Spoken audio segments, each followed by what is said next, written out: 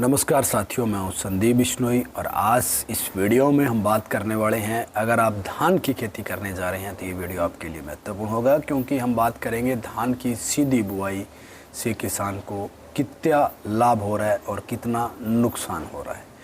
तो शुरुआत के दौर में मैं आपको बताना चाहूँगा, धान की सीधी बुआई से अब तक आपने जितने सालों में खेती की है उसका नुकसान और फ़ायदे दोनों बराबर थे। लेकिन इस बार आप अगर धान की खेती सीधी बुआई बिजाई मशीन से करना चाहते हैं तो आप अपना काफ़ी मेहनत, खर्चा, बचत और सारा कुछ बचा सकते हैं, क्योंकि पूसा अनुसंधान केंद्र ने नई वैरायटियाँ लॉन्च कर दी हैं। तो इस मेले में जाके वो बीज अवश्य खरीदें।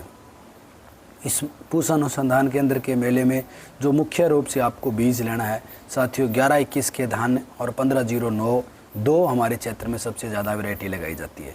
1509 का जो ऑप्शन आया उसकी जगह है 1985 पूसा बासमती 1985, और 11-21 का जो ऑप्शन है वो है 1979, यानी कि 1979 जो वैरायटी हैं, ये दो वैरायटियाँ, इन दोनों का रिसर्च और डेवलपमेंट वैरायटी हैं, जिसे अपने ये कह सकते हैं कि पुरानी वाली को छोड़ के हमें नई वैरायटी लगानी है। नई वैरायटी क्यों लगानी है उसी विषय पे अपने चर्चा करेंगे, क्योंकि सीधी बिजाई के मुख्य रूप से हमें क्या है कि 3 फ़ायदे हैं। सीधी बिजाई के 3 फ़ायदों में पहला जो फ़ायदा है उसमें हमारा 30 से 35% तक पानी की बचत है। दूसरा जो हमारा बेनिफिट है वो ये है कि इससे 2500 से 3000 तक अपना जो बुआई का खर्चा है वो अपने बचा सकते हैं। और तीसरा जो खर्चा है वो अपना ग्रीन हाउस गैस जो कि बहुत कम होती है, जिसके कारण अपना पौधा अच्छा ग्रोथ और विकास करता है। अब बात यह आती है कि किसान ये लगा लेता है तो उसमें क्या है कि हर्बिसाइड यानी कि खरपतवार नियंत्रण की बहुत बड़ी समस्या ही आती है, और खरपतवार की समस्या होने के कारण किसान क्या है सीधी बुआई नहीं करते हैं।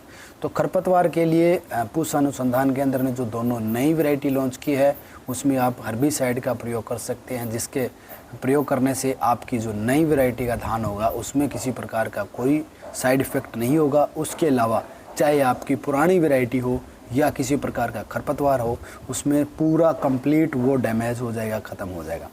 तो अगर आप 11-21 वैरायटी लगाने जा रहे हैं इस बार, तो 11-21 की बजाय मैं ये कहूँगा कि 1985 वैरायटी का आप चयन करें, जिसमें आप जो हार्बिसाइड की दवा है वो अभी स्क्रीन पे जैसे कि आप देख पा रहे हैं, मैंने साल्ट का नाम लिख दिया है।